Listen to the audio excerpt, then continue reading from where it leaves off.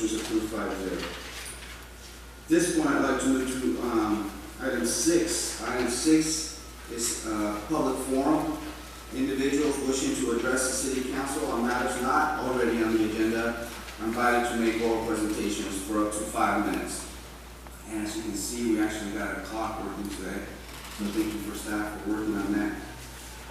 When you are called, we ask you to please provide your name clearly for the audio recording. You are requested to address your comments to us, the council, and not to the audience. If you would like a response from us, we ask you to please fill out a speaker's card and you will be contacted. Anyone from the public like to make a public comment? Actually, this is a Buck Watkins from Brownsville, a procedural question on the agenda tonight. I want to confirm the agenda listing tonight. Well, let's go back to the last meeting in December on the marijuana issue. It said introduction for first reading and discussion. And then I see on the agenda tonight that it's listed as move for waiving of the second reading and adopt.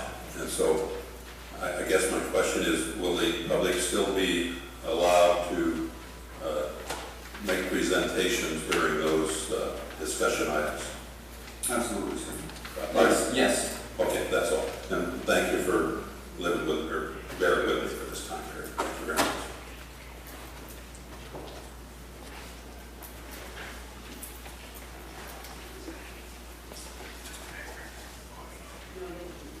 Any other public comments on items not on the agenda?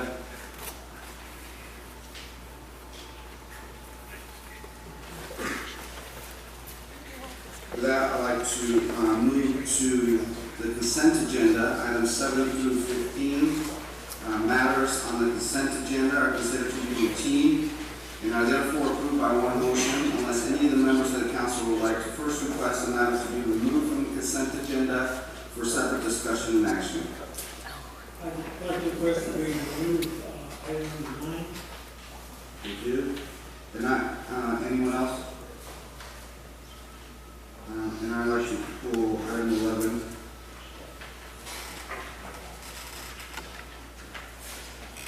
And I'd like to entertain a motion to approve items 7 through 15, except for items 9 and 11.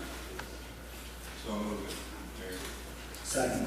Motion is second. All those in favor say aye. Aye. Motion is approved with the vote of 5-0. We're going to move to item 9. Council Vice Mayor Whitmore. Yes, thank you, Mr. Mayor. This is the City Treasurer's report for the month of December 2015. It lists a summary of investments and bank accounts.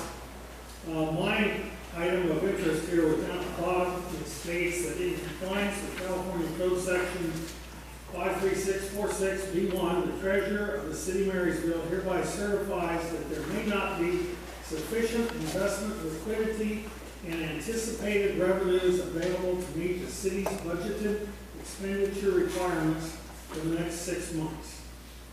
And so I wanted to ask for an explanation of where we're at for that budget here, and if there's what we're going to have to do to make sure that we do have sufficient investment liquidity to meet the city's expenditure requirements. Councilman, Vice Mayor Whitmore, let me ask Secretary to respond to that. You will recall that for probably every one of these monthly treasurer's reports, you've had that footnote. That's a requirement of state law that we disclose that there may be insufficient liquidity.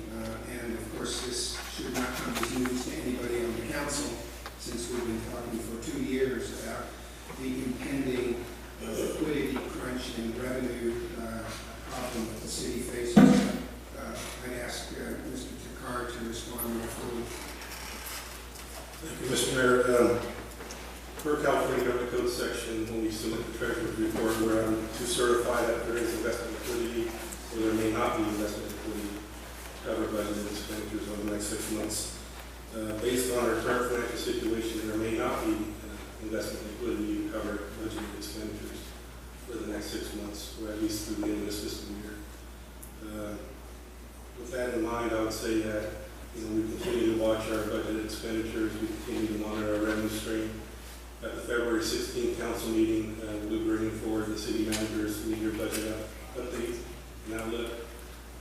But there is a great concern on the Treasury's part that there isn't enough liquidity to cover expenditures as budgeted in the current budget. Thank you very much. I probably failed to read this well enough in past meetings, and I appreciate touching on that this time. Thank you. Any other questions from council members? If not, I'd like to entertain a motion to receive and file this monthly treasurer's report for December 2015. Second. Motion is second. All those in favor say aye. Aye. Motion is approved with a vote of 5-0.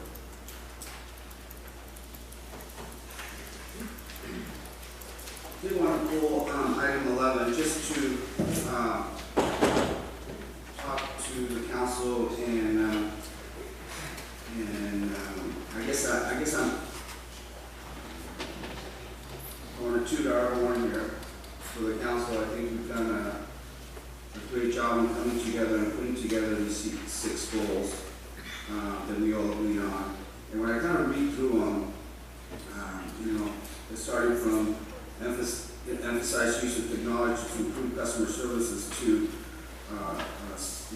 number 6, pursue program of suspending zoning and zoning restrictions. And I try to classify these, and when I did, we were looking at both efficiency, both 1 and 2 looks at improving efficiency within and maybe some savings, both using new technology and maybe looking at other ways of using solar project for achieving some energy independence. To number 3, where we're looking at fiscal stability for our future. Both 3 and 4 are kind of touch on our long-term stability for our city. And I'm glad that Vice Mayor Whitmore pulled that one item to kind of show that right now we're facing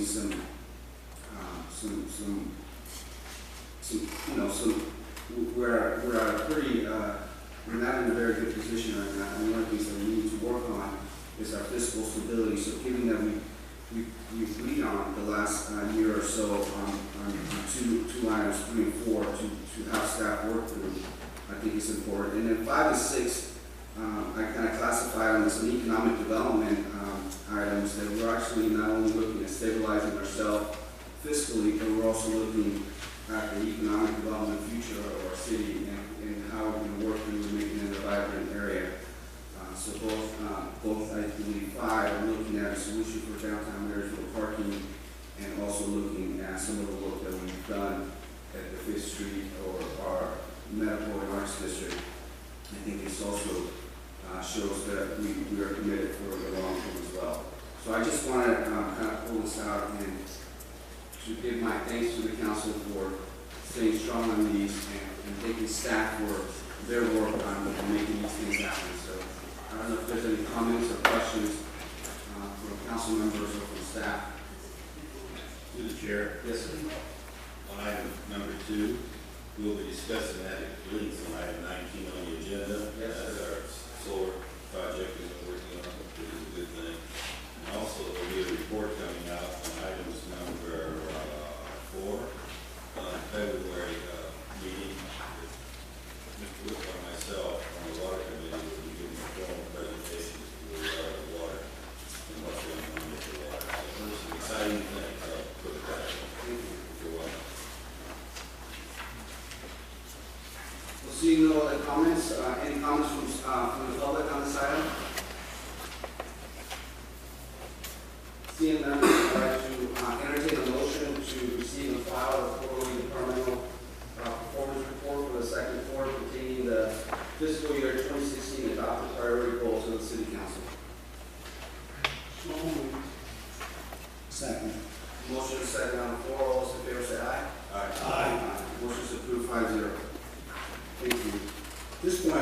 to item 17.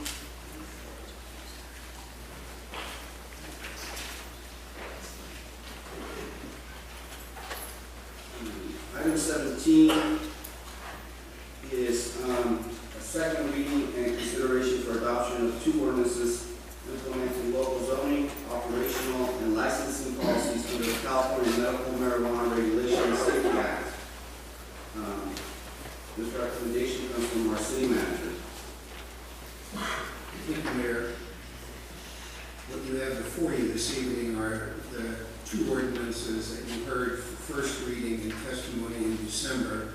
They're now before you for second reading and consideration for adoption. The first of those two, ordinance 1380, regulates cultivation and in essence prohibits it everywhere within the city limits except indoors in connection with a licensed dispensary. So it would be prohibited under this ordinance anywhere outdoors and indoors only in connection with a licensed dispensary. Under present city law, I want to point out that the city has until the 1st of March to enact an ordinance regulating cultivation or be preempted by the state. However, as we point out in the staff report, since the December hearing on the first reading, AB 21 has been filed in the state legislature, and that would eliminate the March 1st deadline. The second ordinance, number 1381, regulates both location and licensing requirements of dispensaries and would limit the total number of dispensaries anywhere within the city limits to 2. It amends your existing zoning with respect to medical marijuana clinics by encouraging that they locate within the medical arts district around the hospital, although locations elsewhere in the city would be possible. And on that point, I just want to draw the council's attention to some comments that were received when we took public testimony in December on this, and there were several comments that expressed some concern that within the medical arts district, the separation requirements had been reduced somewhat. Yes, that's true. That's the way in which the ordinance was structured in order to encourage dispensaries to locate within the medical arts district as opposed to somewhere else. But the concerns were raised that in reducing the separation requirements, the Mary Kovalot Elementary School would be at some risk, or at least that was the concern expressed. Let me just clarify that the language of the ordinance does in fact reduce the separation requirements for schools within the medical arts district, provided that there is a school within the medical arts district. But Mary Kovalot is outside the medical arts district, so it retains the same 1,000-foot separation as applies anywhere else within the city limits. So there was that concern that if we reduce it, and I think the number is 400 feet within the medical arts district, but that's superseded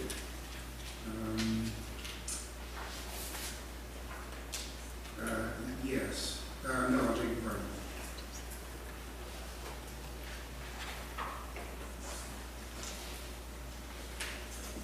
Yes, 400 feet. But that's superseded by the fact that Mary Kovalot, which is the only school that would be affected next to the medical arts district, is in fact outside the medical arts district. So it retains the same 1,000-foot separation as any other school would anywhere else within the city limits.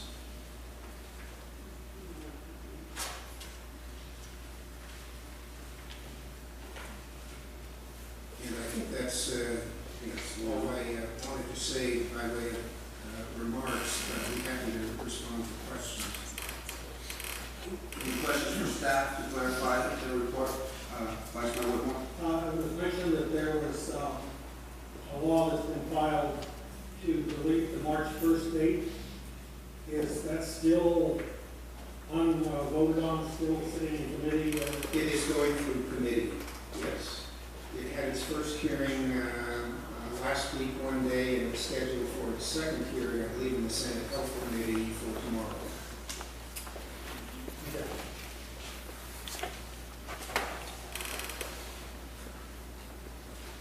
Should you be referring to the cleanup bill for cleanup language on that particular March date? Well, I was mainly concerned with the need to pass something here before the March 1st date. I guess, you know, just to kind of talk about that, my feeling is that you never know what's going to pass at the state level, so I don't think we want to take that risk. That's correct.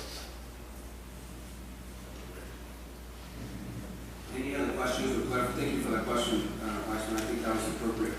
Any other questions for our staff on the report? Hearing none, for now, I'd like to give an opportunity for the public to comment on this issue. Again, we're going to use our clock just to kind of give you a description of the clock.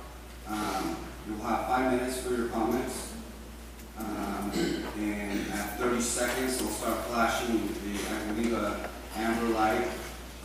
And change to yellow. And then at that point, you'll get a beep once the 30 seconds is over.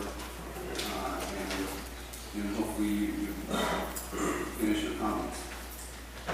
So please state your name for the record. And, ma'am. Good evening. My name is Carolyn Tyndall. I've been a lifelong resident of Yuba County and have resided in the city of Marysville since about 1971. I'm speaking this evening again on behalf of safety of the kids and the community, citizens of this area. The city manager addressed one of my issues. I have 3 general areas of concern tonight. One was regarding the allowable offset for distance from a medical marijuana facility grow site. When I checked the state regulations, the only thing I could find was that in the regulations that the facilities must be located no closer than 600 feet from K-12 schools. Now, my understanding is, Mr. Munchheimer, that you said tonight that Covalot will be subjected to the 1,000-foot rule, correct? That's good. But I was just wondering on why and what authority the city proposed an ordinance allowing 400 feet, but that's pretty well negated at this point in terms of question. The second area of concern is regarding Ellis Lake. As you all know, Ellis Lake is a pride of the city of Marysville, and one that visitors comment about regularly. It's gorgeous. It may not always smell as good as it looks, but it's gorgeous. I have particular interest in Ellis Lake since my grandfather worked on the WPA crew that helped build it.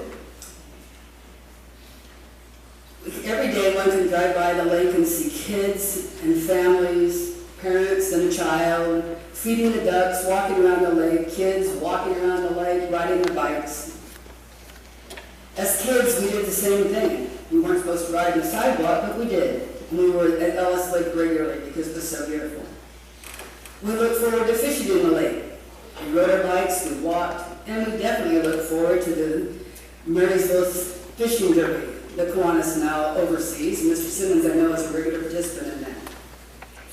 So when I asked last meeting if Ellis Lake was a city park, I was shocked at the council's response before I even finished my question as to whether or not Ellis Lake was considered a park. And I was told by more than one council member that it was not a park. Was the answer based on an attempt to deceive? I don't know. These hearings have been pretty contentious.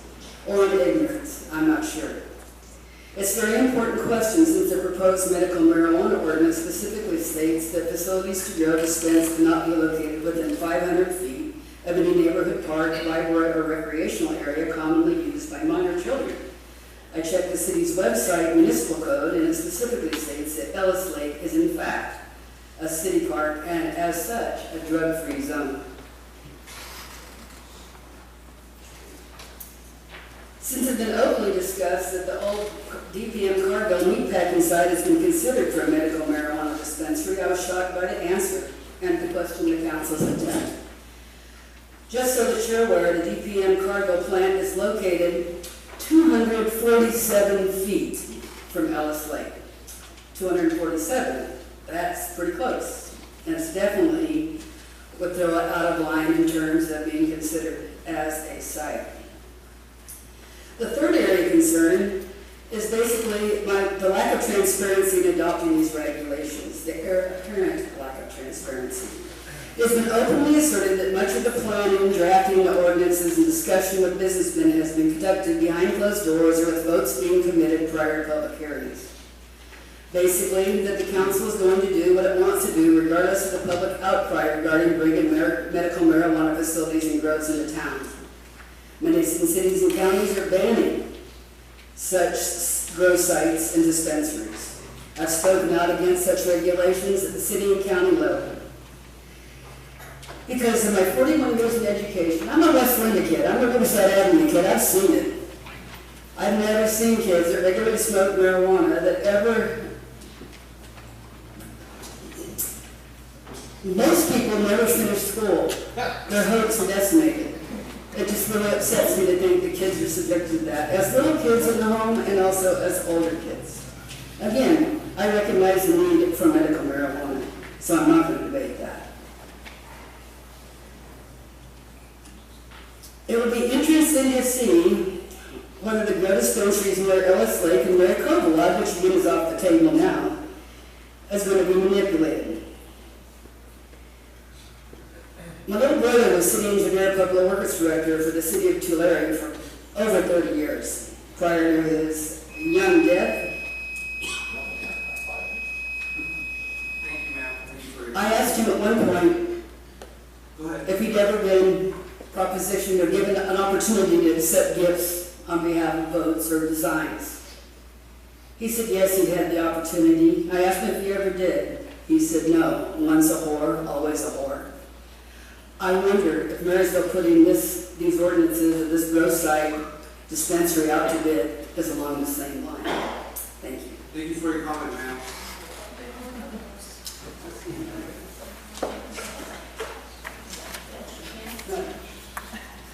My name is Karen Liggett, and I was at the Capitol today, and Assemblyman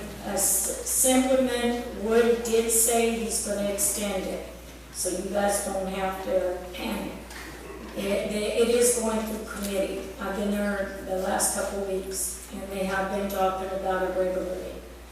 And I wanted to tell you about something that happened just the other day. I witnessed it. I was at the dollar store over on Calusa, and a lady in front of me, she looked like she was in her 20s, had a beanie with a pipe emblem on it. I looked down, in her pocket, she had a package of batteries in her pocket.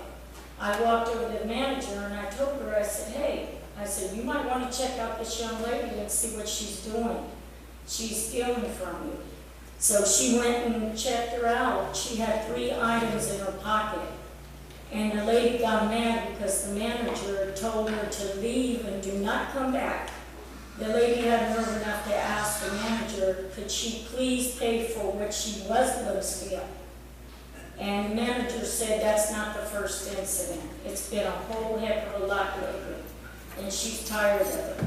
Her and her staff has had to deal with that issue repeatedly. They don't like it. And so, this weekend I did a survey. The majority of the businesses and residents do not want that here. They do not want that kind of element. Some of the businesses said they will pack up and leave if it shows up here. And I want to tell you some of the sites that have been robbed with dispensaries. 2 men shot and killed Compton pot dispensary. 2 Bakersfield pot shops robbed, 2 killed at each place. 2 LA pot shops robbed, killings at both. Upland, 2 illegal places, San Bernardino, California. Security guard shot, 2 men and 2 teenagers. San Diego, 3 pot shops robbed. Now, do you guys think you guys are going to be exempt from this? You're not. These people that are pot people do not care. They steal water, they steal PG&E, They steal cars, there's 5 home invasions, and one kid almost got shot. Had a gun to his head, and I was told, or a girl, I don't even know if it was a boy or girl.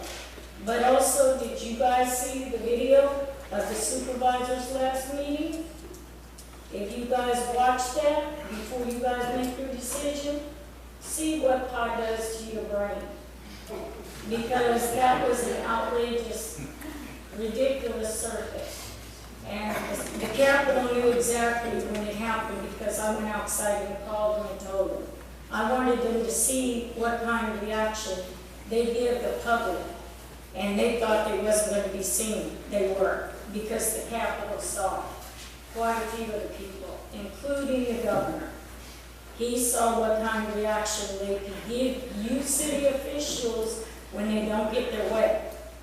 He saw it. And other people at the Capitol, when I talked to them afterwards, they told me they were just really shocked. Because they go to the Capitol lying to them. I tell them the truth. So as far as you guys want to give in to them, do it, but at the risk of the citizens, and remember your vision statement.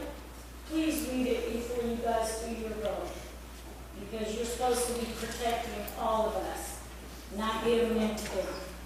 You're supposed to look out for us, and especially the children.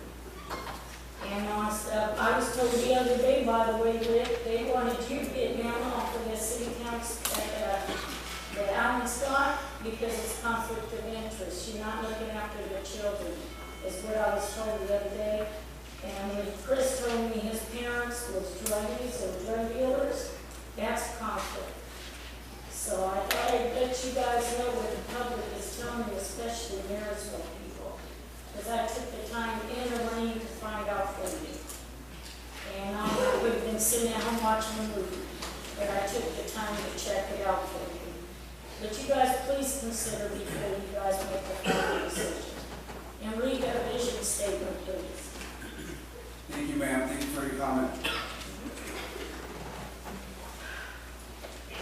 Good evening, Mayor. Good evening, council members. How are you tonight? They are correct. AB 21 is in committee, but AB 21 not only eliminates the March 1st deadline, but also eliminates the abilities for counties to ban and regulate for the small business. State your name. Oh, I'm sorry, Charnel James. AB 21 also has a section in it that specifically eliminates the wording that allows local jurisdictions to ban for the small grows, the 100 square feet and the 500 square feet.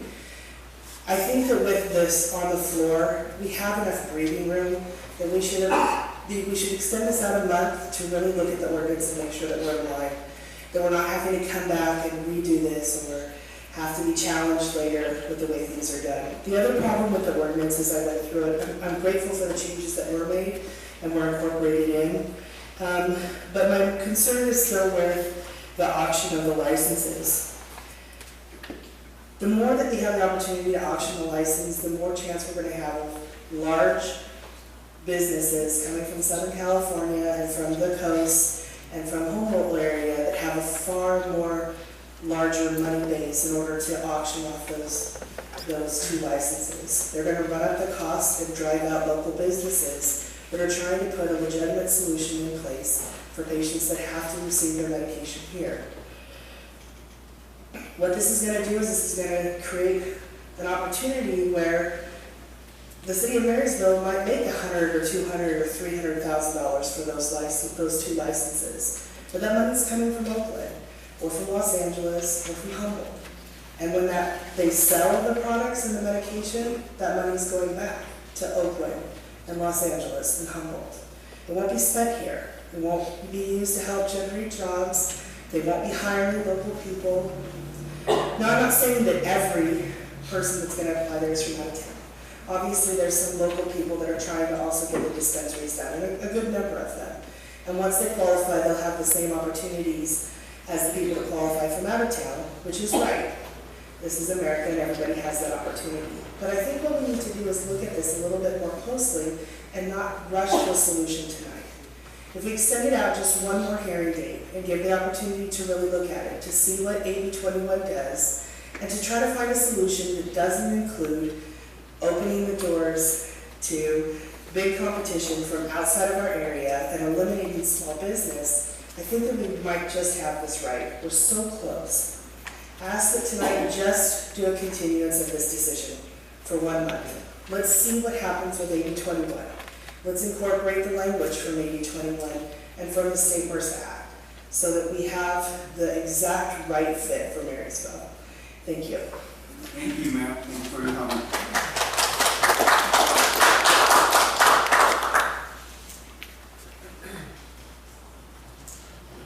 Greetings, council and staff. My name is Mickey Martin. I am the author of a book called Medical Marijuana 101. I'm also one of the proponents of the Patients Access to Regulated Medical Cannabis Act that is going to be on the June ballot here in Yuba County.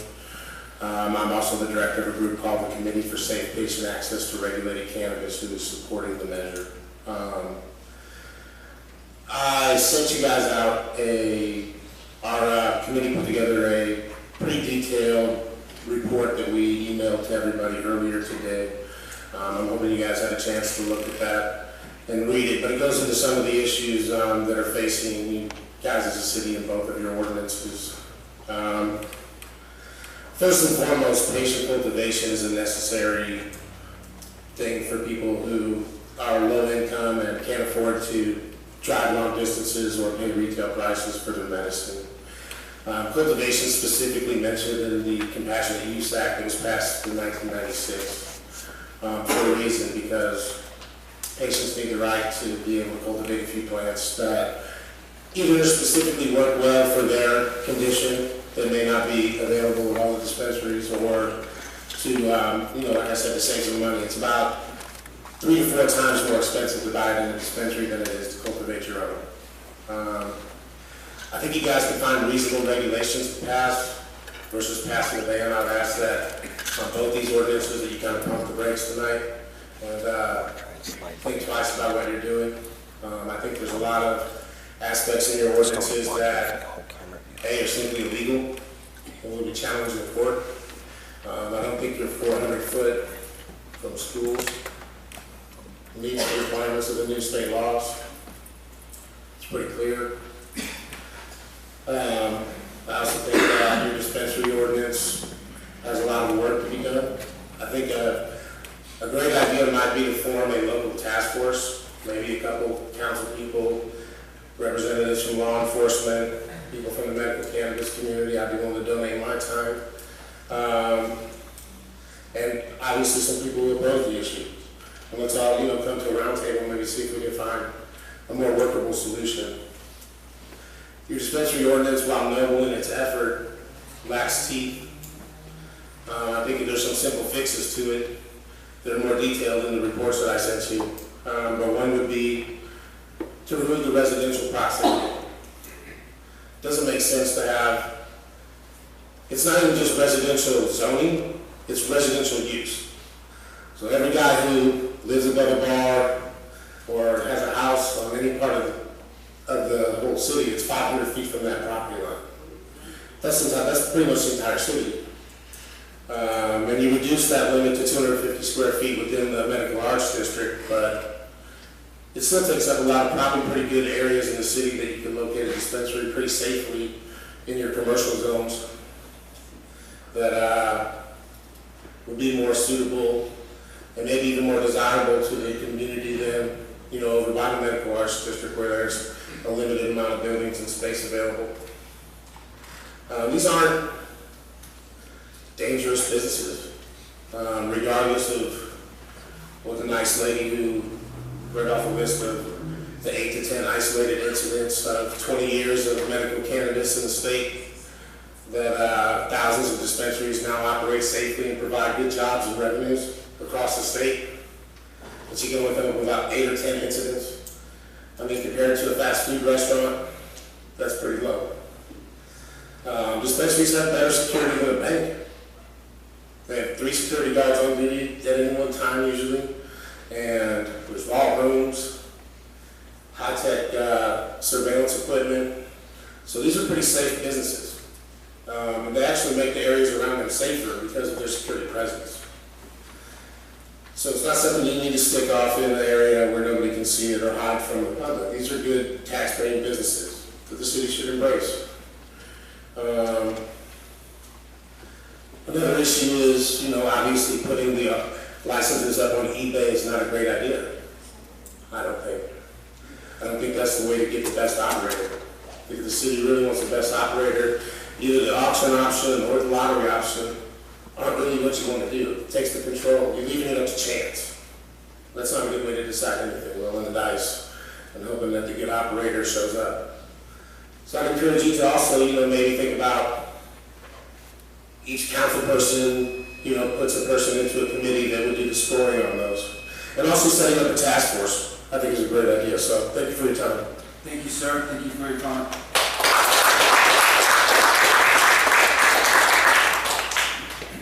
Hi, Kathy Phelan. I've wanted a dispensary in Marysville for a couple, 2 or 3 years. I think some of you are aware of that. When I look at what you're doing, I look at the patient first. I don't look at revenue for myself. I don't look at revenue for you. Because it's not about us. At the end of the day, it's about a patient. I am a patient. I'm not a thief. I know several people in here. This is the face of cannabis. You're looking at the face of cannabis. This is what amazes me. We're punks. I don't know, Mark Keith. He was the face of cannabis. How many of you ever met Mark Keith? He's the face of cannabis. We didn't know it. He was a trafficker. He's the very person that people are going to stand up here and tell you I am. I haven't put 247 pounds of pot in my car and tried to make it to Pennsylvania. I wouldn't make it out of my gate. I have a conscience. But I'm here for the patients. While we're on the right track, a lot of what's been said, which I'm not going to go over again, is true. We're opening this up for someone to come in that's not part of our community, that has ulterior motives, that they don't care about Marysville. They don't care about Yuba County. They just care about coming in here and taking advantage of a patient. Let me give you an example of something I did. A dispensary is going to pay for a sheriff, for a police chief, for a police officer. That is $16,666 a month on the budget of a dispensary. That much money, I could donate medicine to 47,000 patients. You can't help a patient when you're taking away from them.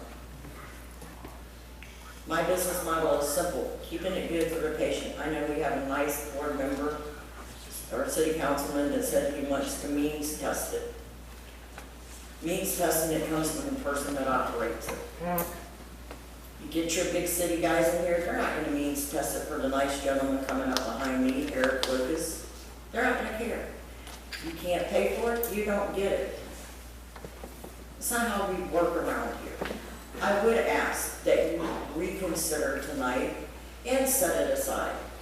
Pull some of us in that are compassionate. Let us have a conversation.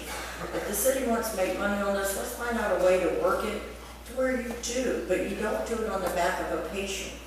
You lose the whole definition of why 215 was passed. It was passed as a compassionate use act. For the people that want to make this a business and they want to make tons of money off of it, and they want to be greedy, that's on them. That's not what I'm about. I'm about taking something and making our city better. Not wanting it on D Street. That amazes me. I'm going to be treated like a second-class citizen. Oh, we don't want you on D Street, God forbid. I've got 5 grandchildren. I've yet to hand any one of them a joint. I'm not going to. If they get sick, I'm going to help them. Closing tonight, Miss Lady comes up and she always talks about kids. I love kids. I've got 5 grandchildren, I got a son. I love kids. I have a dear friend that has a child. I get to speak on behalf of a mother that can't be here tonight. And the cool thing about it is, this is a nice Christian family. She had a 7-year-old kid. The book is called Jeffrey's Journey. Read it. She had a 7-year-old kid who had ADHD. They had him on 16 drugs. The schools didn't want him. They were kicking him out. School after school was kicking him out. Jeff was getting kicked out of school. This Christian family set their faith aside to help this child. They put him on cannabis. Worked good for 2 years. Teachers were impressed. Jeff could come to school and learn. Then they got busted because they had a teacher that didn't care that cannabis helped that child. You shouldn't be giving it to your child. That's sad. That's sad. If Buck Whiteman got sick, and I pick on Buck because we know each other, if Buck Whiteman got sick and was dying or had cancer, I would go to Buck Whiteman and go, Buck, I'm telling you this will work. He probably wouldn't do it, but I would do that because that's what we're about. But we've taken something in this city, and if we don't slow roll this and do it right, we're going to mess up. Thank you. Thank you, Pat. Thank you for your comment.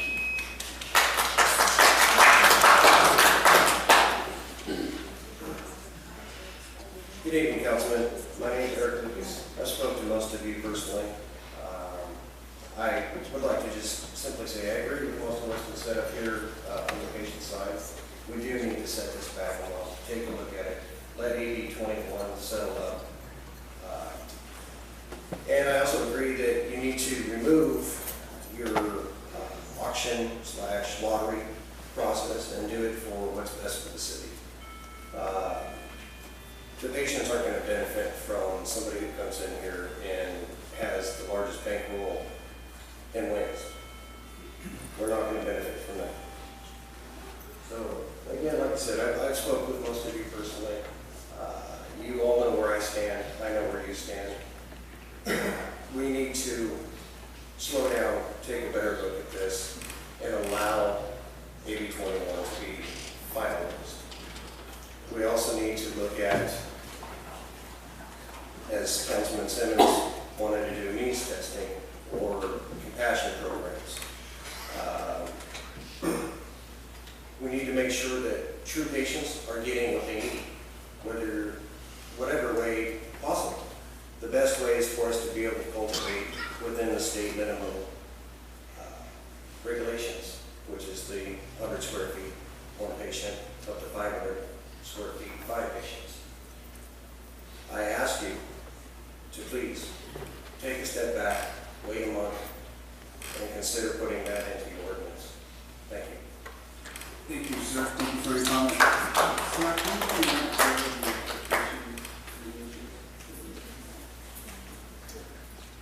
the application language of what? Determination about well, yeah, to clarify, there is a provision in the ordinance, the dispensary ordinance 1381, because the ordinance proposes to limit the total number of dispensaries to 2, and it's quite likely that there will be considerably more interest than 2.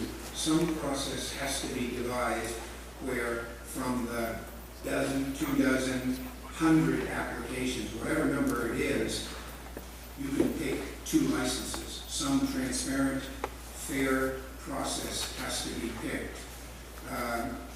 It's referred to as a lottery. All I know is that if you're going to limit by ordinance the number of dispensaries anywhere within the city to 2, and you have more interest from businesses or individuals who want one of those licenses than 2 people, you've got to have some process that allocates those 2 to among the people who or businesses want.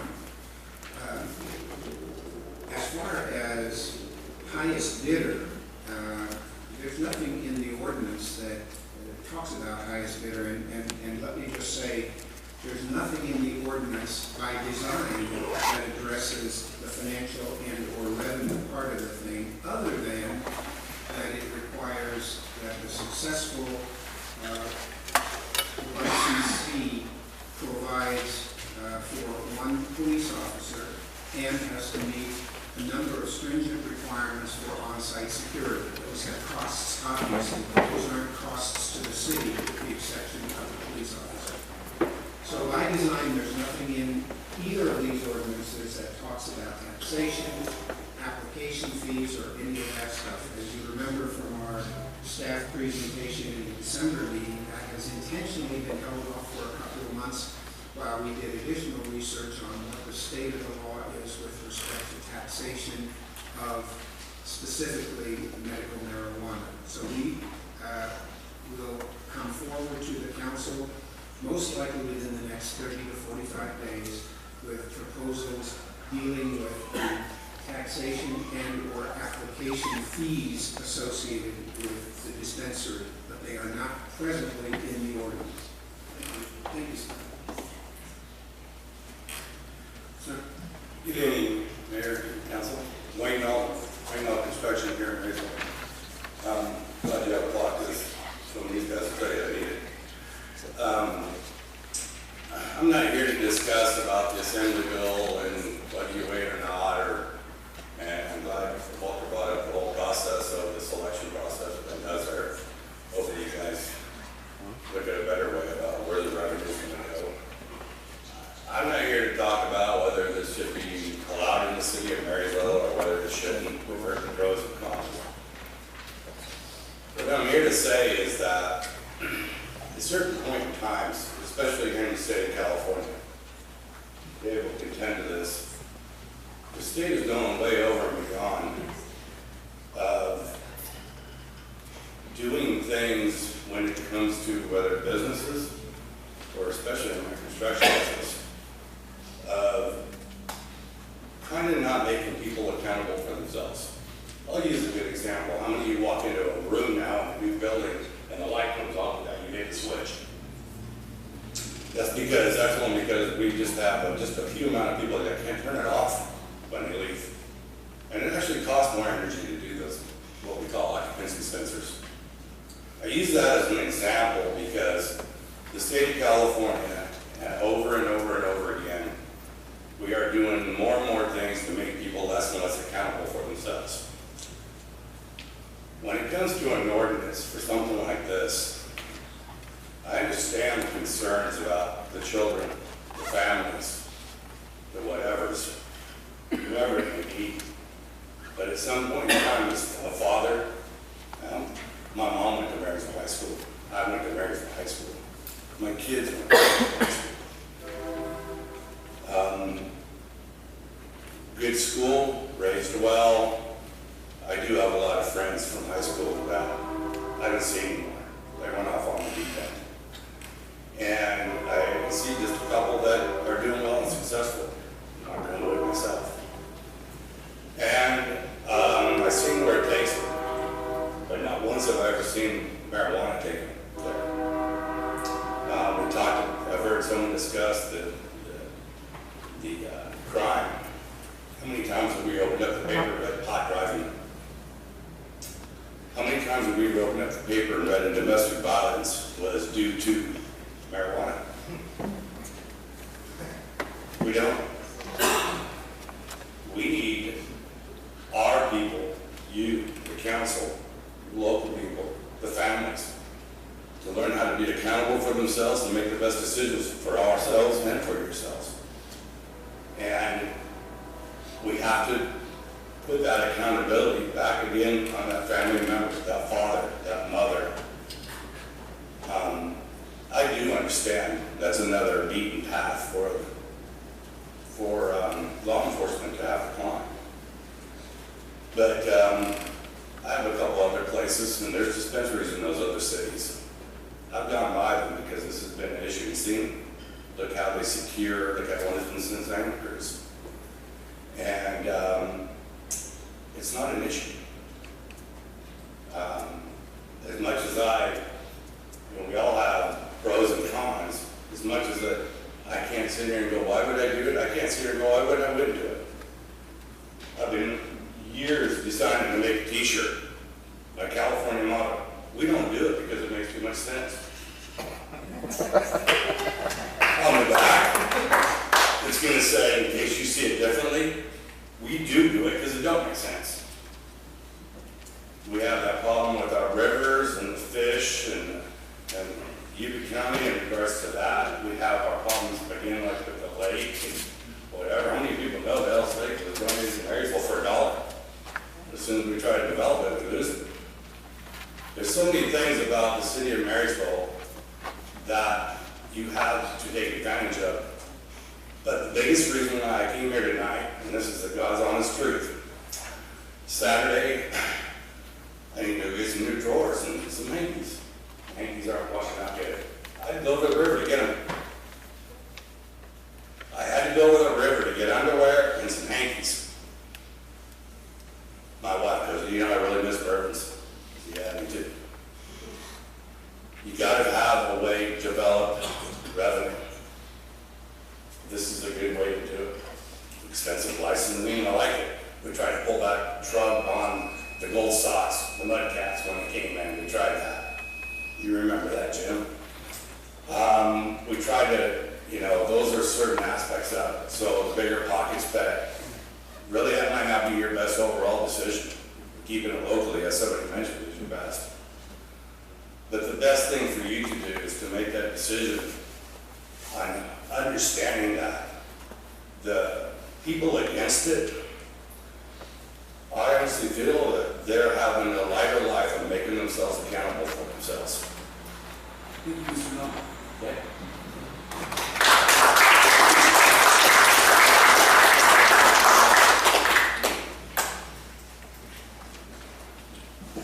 Good evening, Mr. Mayor, council members, everyone. My name is Jeff Lake.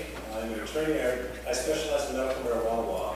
And I just wanted to point out a couple things. As the city manager just mentioned, there may be a very stiff and rigorous application process with lots of applicants. And before that happens, I just wanted to point out one thing about the proposed dispensary ordinance. And that is, although local municipalities, whether they be counties or cities, have the right through their police powers to regulate land use, not all land uses can be regulated. Some are preempted by state law.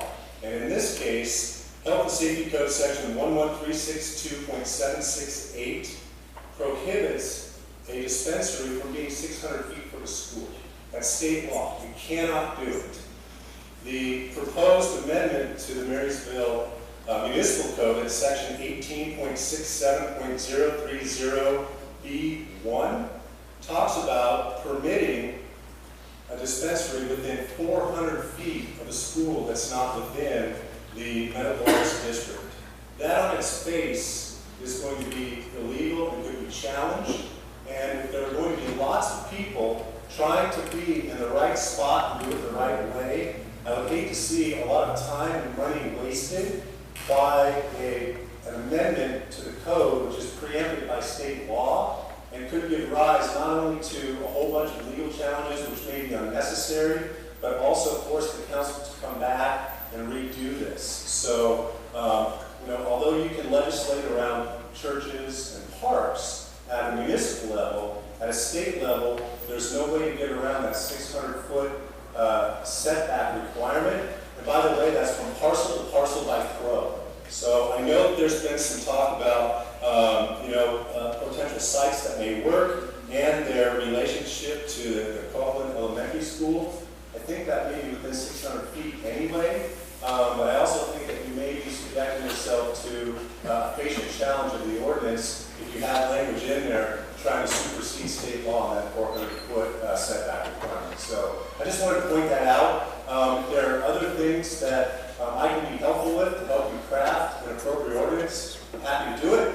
Again, my name's Jeff Lake, and I know some of the people here. I'm happy to help, but I did want to point that out because that could become very problematic. Thank you. Thank you, sir. Thank you for your time.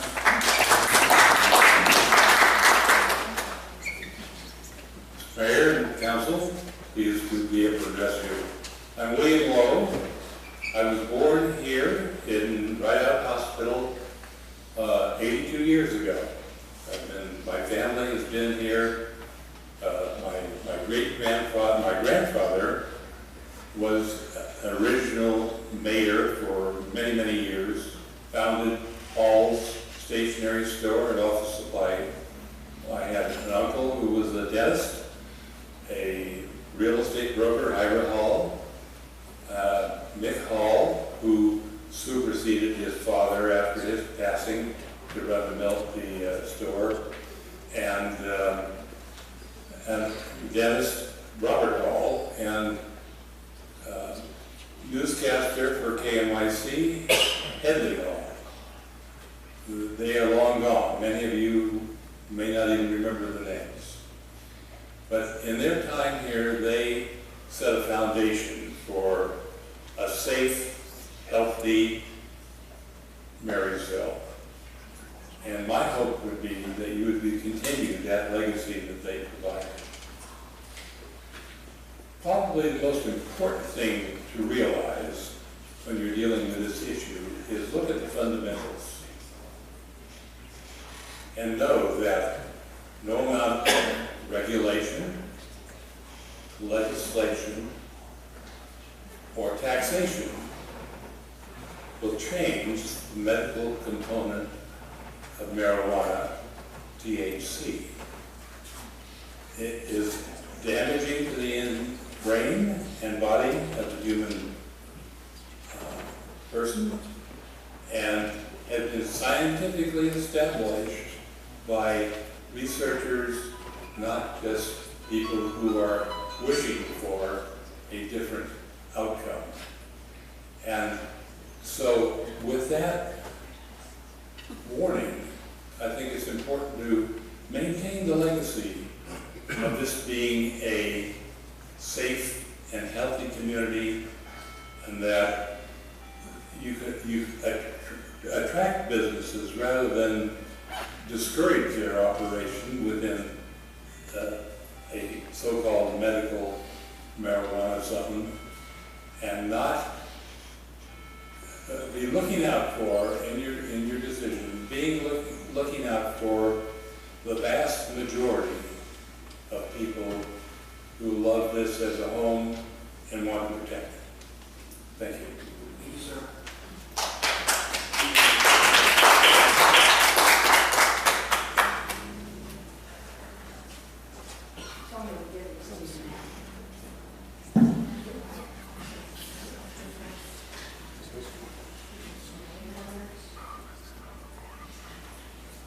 I hope that doesn't count as part of my time. Thank you. My name is Carla Lowe. I'm from Sacramento. I'm a 40-year volunteer anti-drug activist, anti-marijuana activist, founder of Citizens Against Legalizing Marijuana. Today I'm here representing community coalitions throughout the state of California who are asking you to join 83% of cities and counties in the state of California and totally ban all pot shops, all dispensaries, all cultivation sites. Ladies and gentlemen, we are in a battle for the brains of our teenagers, Marysville, Sacramento, California, the nation. The future of America is at risk. The choice. Do we empower our kids through our schools and communities to grow up safe, healthy, drug-free, to become productive, tax-paying students, then adults carrying their share of the load? Or the other choice, to enable our young people. Do we enable them to a life of addiction, apathy, and dependence on society at a huge cost? I hear you talking about revenue. It was established several years ago that in California, for every dollar brought in as a tax, the cost on the other side of the coin is $10. Social costs, crime, welfare, drug driving, education, the cost to our environment. If I had longer, I'd like to talk about a new concern of mine. What's happening to our environment? The groves, the water that it's taking, the pesticides, raping our forests, raping our lands, destroying our flora, our fauna. Medical marijuana dispensaries is a joke. It's never been. They have never been about medicine. They are everything about drug dealing and despair and huge money. Ladies and gentlemen, I was in Atlanta, Georgia at Emory University in 1977 when Keith Stroop, then the founder of NORML, the National Organization to Reform Marijuana Laws, said that in our effort to see marijuana legalized across America, we first must see it accepted as a medicine. His words, please Google it if you doubt me, he said, medical marijuana will be the red herring that we need to lure, to hook the public into thinking that it's legitimate. Marijuana is not a medicine. It is not FDA approved. Every pothead in this city, across the country, every dope dealer, every legalizer knows it. It is not FDA approved. Cannabis sativa is a Schedule I controlled substance. It's been studied and studied and studied and studied. Just recently reassigned to a Class I scheduled drug. Not safe, not effective, cannot be prescribed. Our daughter's a doctor. She can't prescribe it. The druggies know that. That's why the original 215, compassionate use, said you need to get a doctor's recommendation.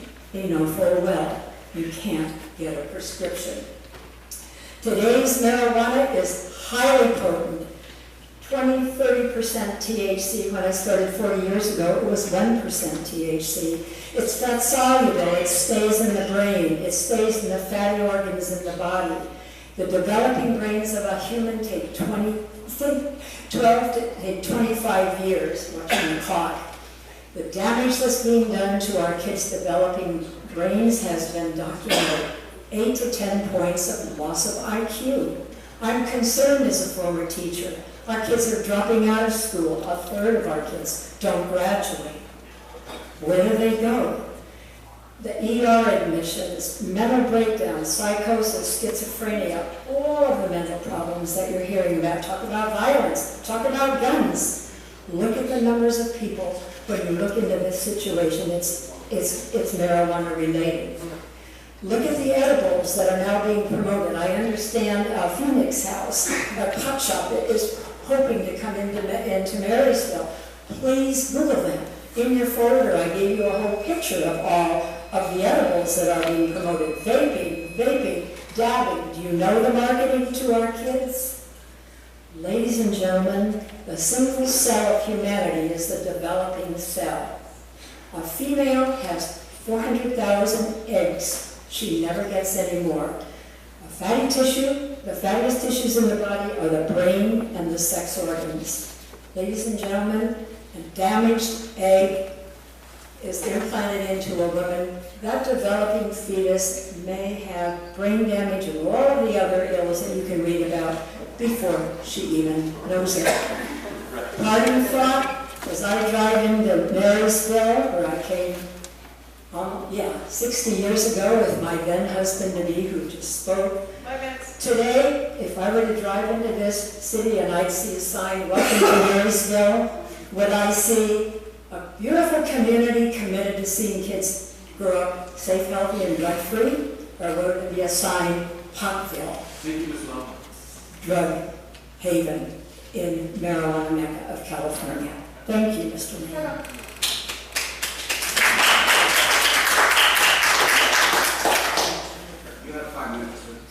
I was just going to contradict what he said. Ordinance on your website does say it's an option. So one of you guys have those on your side.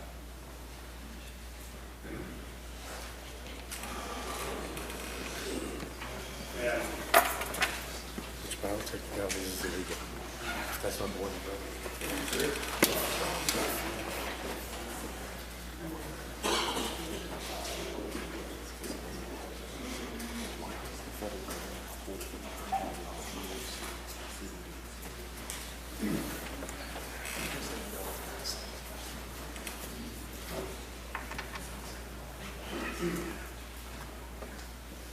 Good evening. My name is Frank Cecil, and I have given you some summary sheets that are coming out from information on the state of Colorado.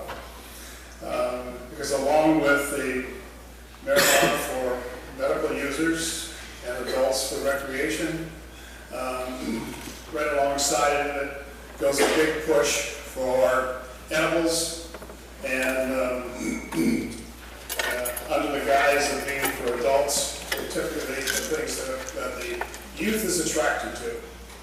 And I think it's only appropriate as you move forward to have a much greater presence of marijuana and edibles, that you work energetically with the school system for the kids to be able to recognize what is good and what is not so good, what they should stay away from. And there will be lots of examples, and I think it's only a burden for you to be sure that this happens and it becomes incorporated, that part of your policy for having medical marijuana dispensaries and growing in the area, it inevitably is going to leak out. There's no way to contain those kinds of things. And that you take the responsibility to see that your school system deals with it adequately to inform the children and their parents what to look out for and what guises this will be appearing on the scene. Okay. So I bring this to your attention for your consideration. Thank you. Thank you, sir. Thank you for your time.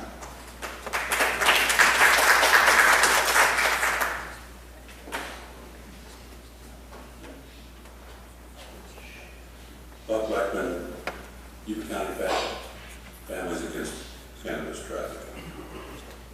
First off, I wouldn't trust the state to come through on their delay of the action on taking action on developing marijuana cultivation purposes. Because if you don't, and they don't take no action, then you will lose the opportunity to have regulations on cultivating marijuana within the city. So you do have to not adopt your ordinance concerning marijuana cultivation. On the other hand, you do not have to adopt your revised ordinance on dispensaries. It's not necessary by the state. You already have one to begin with. So you would lose nothing by adopting that. Many people tonight have shown you that it's a flawed ordinance that you've developed on both sides of the aisle. Okay. You've made indications or promises to individuals along the Cargill building. That won't happen because it is within the, it's too close to Ellis Lake Park. That's the number. You've also been told about the problem with your setback regulations in the medical art district. So your ordinance is flawed. Let's talk about another issue. Okay. What you will do to the city if you develop a ordinance favorable to dispensaries. Two of your members were at a Yuba County Board of Supervisors meeting for a while last Tuesday. You should have stuck around to see the element that you'll bring in.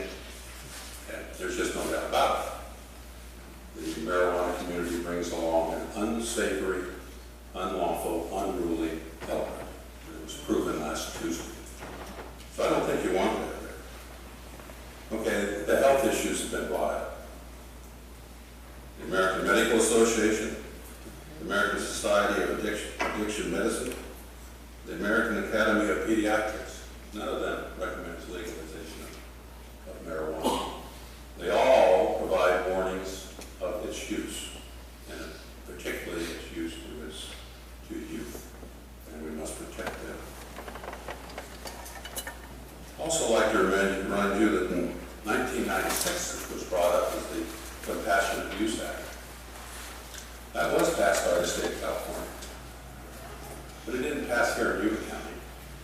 It didn't pass in most rural counties. It was passed in areas like Los Angeles and San Francisco, the Bay Area. They're shoving this thing down our throat. Interestingly enough, one of the few rural counties that did vote for the Compassionate Use Act in 1996 6 was Nevada County. And they've had a pretty liberal marijuana growing ordinances. And you know what? They got their bellies full. Because just here a week or so ago, they banned it and actually adopted an ordinance very similar to the Yuba County ordinance. So I urge you to pass your cultivation ordinance, because you must do that. But I agree with some people on the other side. Your dispensary ordinance is flawed. Plus, what you've done here is you set up a system that favors the commercial grower coming in from out of the area. That's what you've done if you pass this pot dispensary ordinance.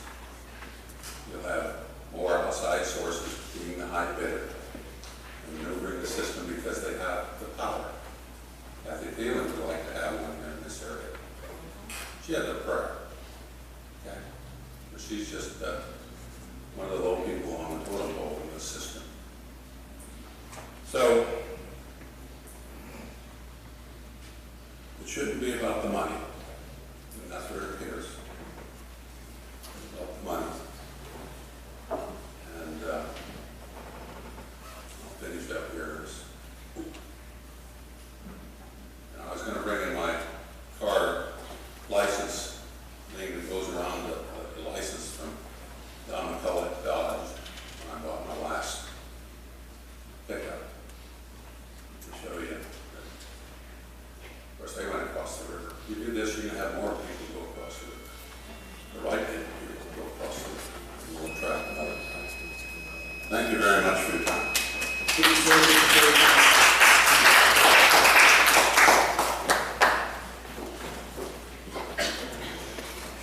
evening, Mr. Mayor and Councilman. My name is Marcia Cecil, and I live in New County in Browns Valley, and I've taught children in this area for a number of years. I spoke last month, and it had to do with site management, which is page 13, number 6. And I specifically was talking about the primary caregivers, and I gave you several comments about things that should be added to identify caregivers and make sure that they actually had the permission of the patient. And the police chief was nodding that that could be a weak link. And I ended up leaving my notes that I had scratched on the paper with him, and I see that nothing has been changed having to do with that issue. And I once again want to say that that is a very weak link for somebody to be able to come in to a dispensary and say, I am the primary caregiver for this person, which may in fact be true. However, the patient may not have sent that caregiver for that product. And even if the caregiver, even if the patient has sent the caregiver, there's not some way of knowing whether or not that product got back to the patient. And I think to have left this so vague is a problem. And I care about people. I am not trying to prevent people who feel they can benefit from marijuana from having that for a medical purpose. But I am concerned about our citizens, and I think all of you are here and are the mayor and the vice mayor and the councilman because you care about our city and about the people. And I really appreciate all of the efforts that you are making, and I know you need to consider the finances, and you need to consider law enforcement, and we really appreciate the police for the deputies, and in the county for the sheriff and the deputy sheriffs, and all of these things are very, very important, and there are many, many considerations. And I am specifically displeased that that issue was not modified on this. And so I highly recommend that you do not adopt this ordinance tonight for having a dispensary even if it's only for that one specific issue. And there are many issues that have been brought forward. So I ask you to really search your hearts about that and see if you want to open that type of a door and leave it, the words are not coming to me, but I think that you understand what I mean. Okay. So I thank you for your consideration and highly urge you to not pass this ordinance.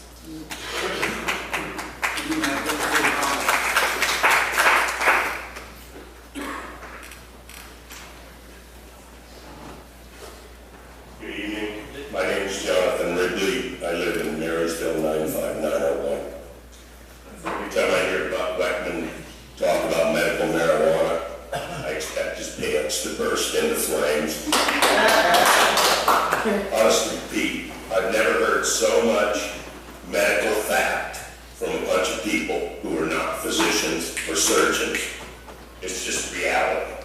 Not one death from marijuana. Not one. Okay? That's a fact. Okay, we're still waiting on the first death from marijuana. It's not going to happen. The human body does not have the receptors to overdose on marijuana. Okay? I don't know where Buck gets the idea that prolonged use of medical marijuana causes aggressive behavior. I can only assume that his compendium of medical facts must have some pages stuck together. The patients of Marysville and Yuba County need a local source since the county is sold out to Buck and the likes of Buck and can't make a move without fear of political retribution. You need to show Buck that his extortion doesn't work here, especially by someone who lives almost 40 miles away. Buck is the albatross circling your mast. Follow his Buckonomics, and pretty soon you'll see a field of for sale signs, driving down property values, and more businesses closing, like banks. That's what's going on in Brownsville. They don't even have a bank in Brownsville anymore. There's more for sale signs in Brownsville than I've ever seen in my life, and I've been around here for quite a few years myself. This is an opportunity for the city of Marysville to get a chip in the game. You're talking about a situation where you're not even liquid enough to guarantee 6 months out. That's an issue. That's a real issue. This gives you a chip in the game. Of course, you need to come up with a good method to find the right operators, but that doesn't mean that they're not out there, okay? And that doesn't mean that they're the only guys with a ton of dough that are going to come and grease your pockets. We need operators that care about compassionate use for patients. We don't need to be driving to Sacramento. We don't need to be driving anywhere else for our medicine. Yuba County has blocked us from being able to grow our own medicine in an economical manner. I just don't understand why we're in 1950s lockstep when we should be in 2016. Let's move forward here. You see businesses moving across the river. There's a reason for that. And that's because they're friendly to business over there. Okay? It has nothing to do. I love Marysville. I'd rather shop in Marysville than in Yuba City. But the facts are what they are. You can't get what you need in Marysville, so you have to go to Yuba City. You're sending your business across the river. I don't understand why you would even want to even go down this road. You need to be more receptive to business. It's shown that dispensaries bring business to the community. They bring like-minded people that are in like-minded businesses to the community, and that's important for this community, since there's just not a lot going on here. Okay? Lastly, I agree that perhaps the best thing to do is to wait a month and come up with an ad hoc committee, come up with a way of grading applicants and come up with a means of looking at the big picture on this, something that's going to help the city of Marysville and help the patients of Yuba County. I think that's what should be the most important thing. We need to get beyond the fact of, is this medical marijuana or is this a joke? Medical marijuana is not a joke.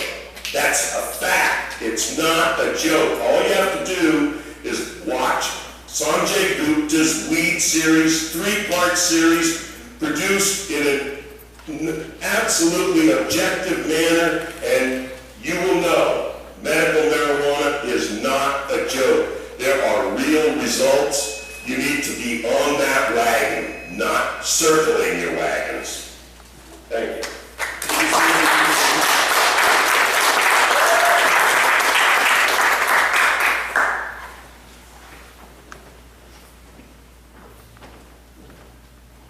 Mayor and Council, my name is Davis William.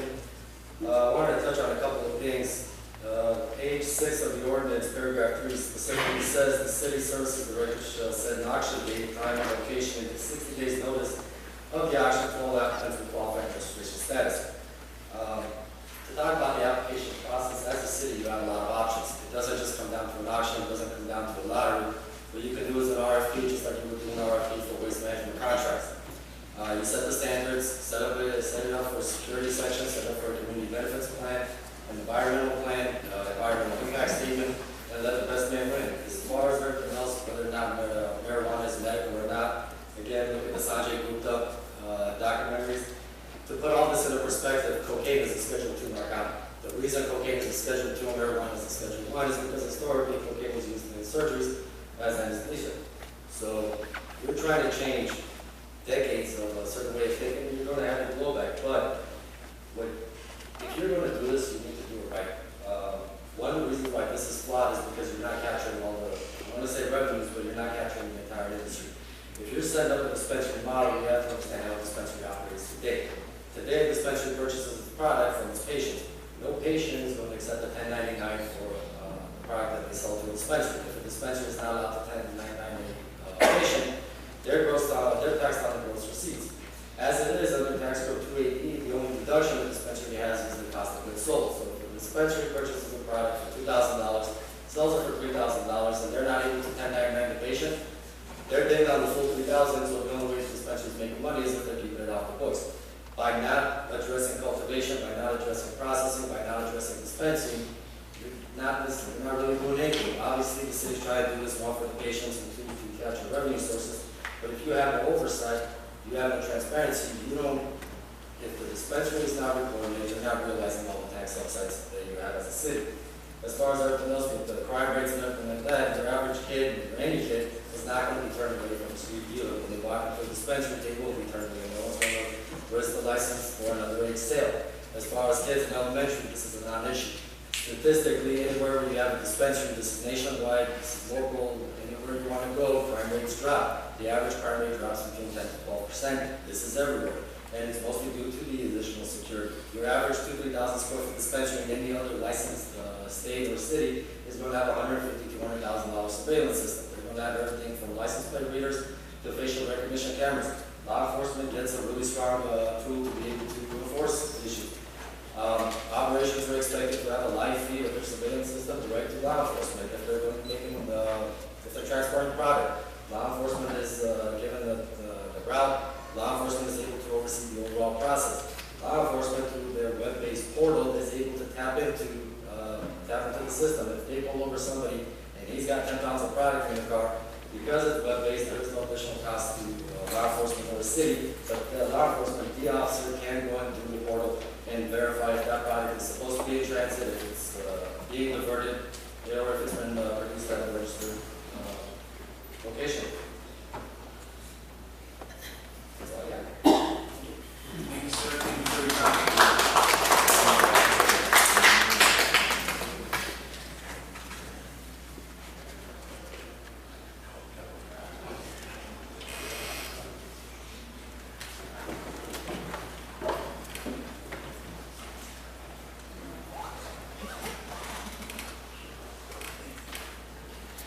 name is George Loretta rather than Allhurst. I thought we were a long, long way past the 1930s and reefer madness. But apparently, some people are still stuck with reefer madness. I think most thinking, honest people these days know that that's not true. The only thing I'm surprised is I didn't hear anything about African Americans going to rape our white women. So, beyond that, I've heard there is no such thing as medical marijuana. When, if we want to totally ignore the medical revelations that have come out about Dravet syndrome and children with epilepsy, there are medical facts coming out now. This helps these children. You see these children, you hear these parents, they're going, my kid never spoke. He's 4 years old. I started him on marijuana, and now he talks. Now he plays. He went from having over 200 seizures per day to having either none or just one or two. Now, people can say, there's no evidence. Well, the reason why there isn't evidence is because people like that have stopped us from being able to do testing. It was never approved. They wouldn't allow the marijuana for Mississippi to be used to do any kind of productive testing. Now we're finally getting that. Now we're finally seeing that these things happen. We know it works for glaucoma. We know it works for children's seizures. When they finally allow us to do the medical tests, the evidence will be there for all sorts of things. But we can't keep pretending that it doesn't exist. Thank you, sir.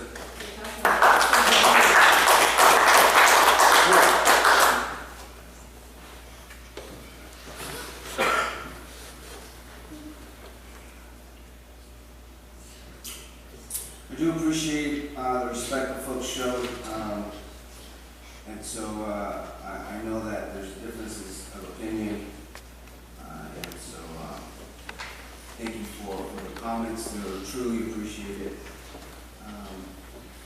I'd like to ask for council comments, any further questions that staff may have, council members may have for staff. Maybe we'll start there.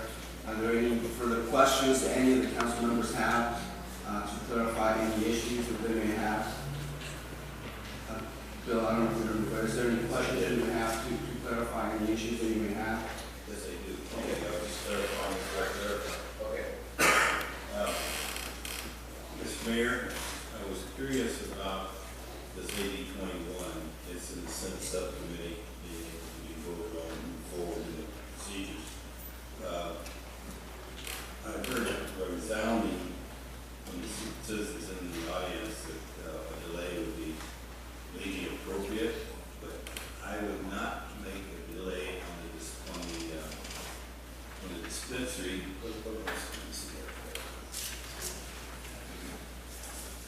I would recommend that we do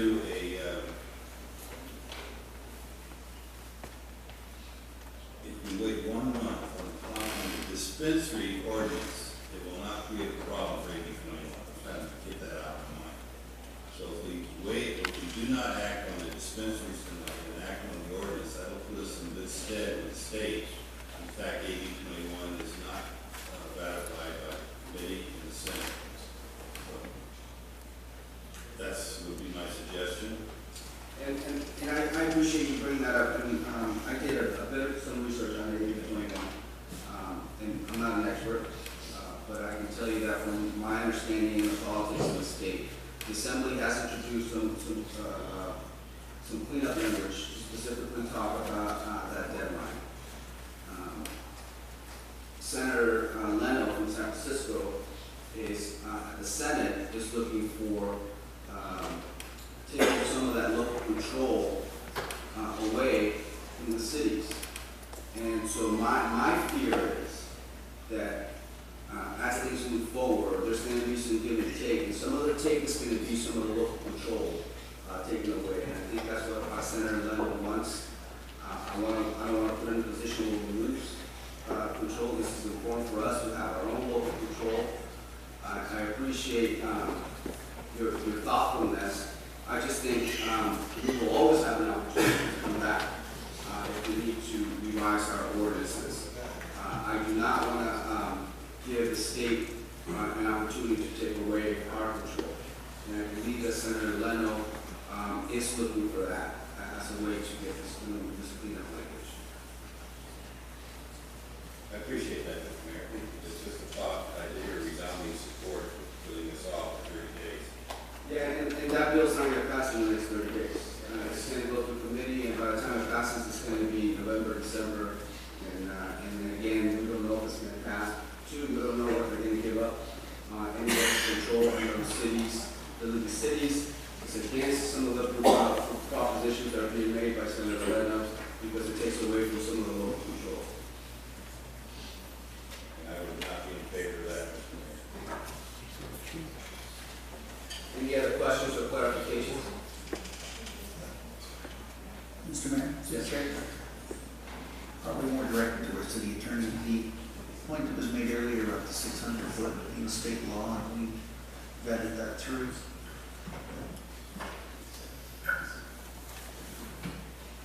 Yes, after the initial drafting of the ordinances come before council, that is correct, and that health and safety code is a conflict.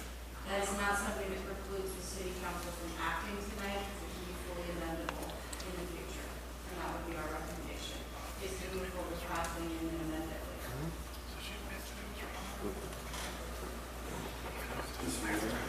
Chair, if I might. One of the ladies was speaking about page 13, subparagraph 6, that her recommendation was not included in the, as amended in the second reading of this ordinance.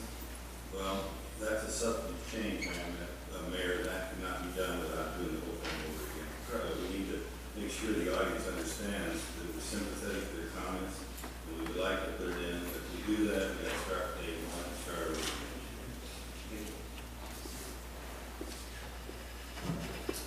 Well, thank you for those clarifications. I do want to go around and get council comments and find where, if there is a consensus.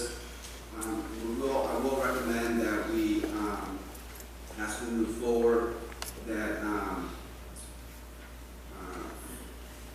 that we split the motions in two. One motion is to waive the reading, and the second motion to actually adopt each of the ordinances.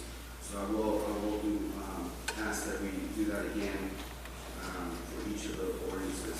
But I'd like to give an opportunity for council members who will go around and give our vice mayor a little more an opportunity to provide input. I understand the need to pass the ordinance and oppose to these ordinances.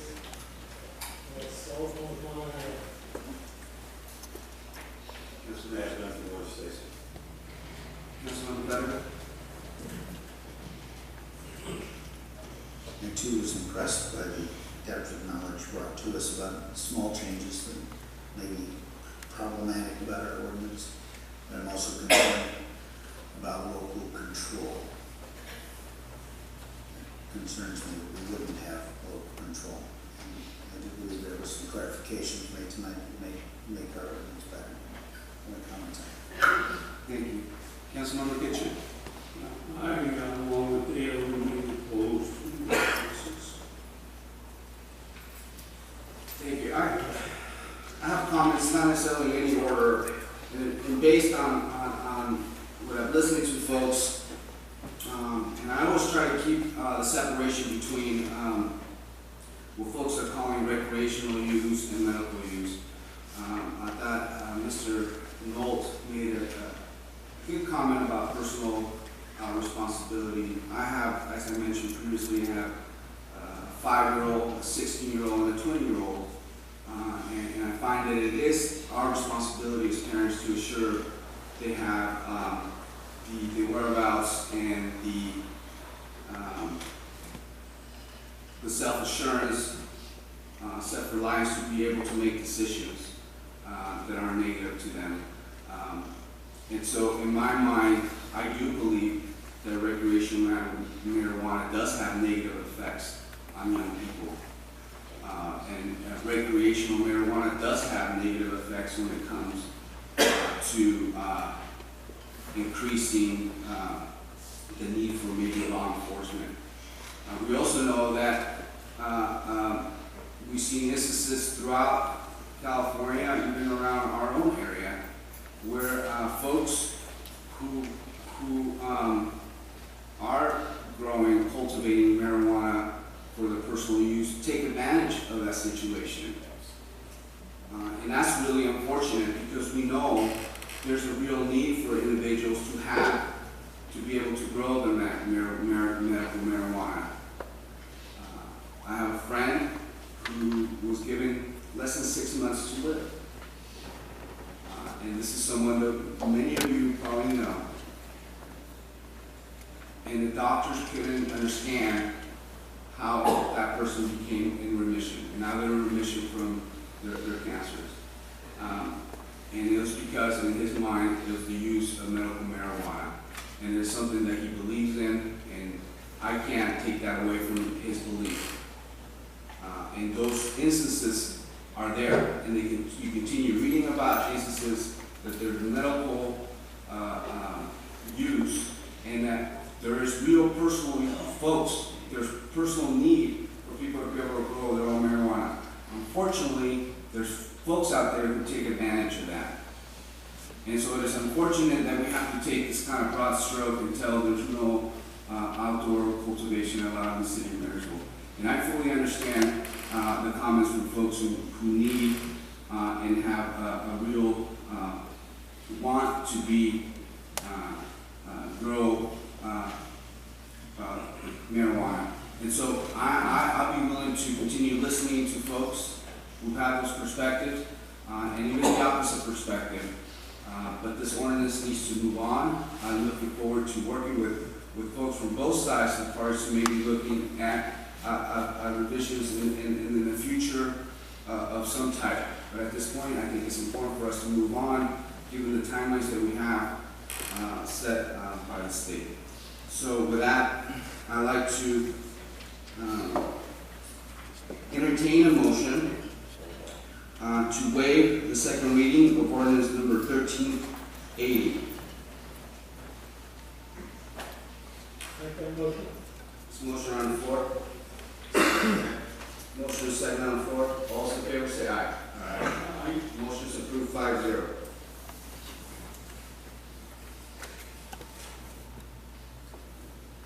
Ordinance number 1380, an ordinance of the City Council of the City of Marysville, California, adding chapter 18.69 to title 18 of the Marysville Municipal Code pertaining to the cultivation of cannabis within the city limits. Thank you. At this point, I'd like to entertain a motion to adopt ordinance number 1380. So moved, Mr. Mayor. Second. Motion is second on the floor. Roll call, please. Mr. Simmons? Aye. Mr. Whitmore? No. Mr. Kitchen? No. Mr. Pettigrew? Aye. Mr. Samuel? Yes. The motion is adopted with a vote of 3-2.